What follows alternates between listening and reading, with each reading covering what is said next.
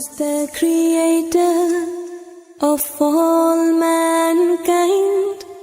He loves Prophet Muhammad, and so we say Allah is the creator of all mankind. He loves Prophet Muhammad, and so we say Allah is the creator of all mankind. He loves Prophet Muhammad, and so we say Allah is the creator of all mankind.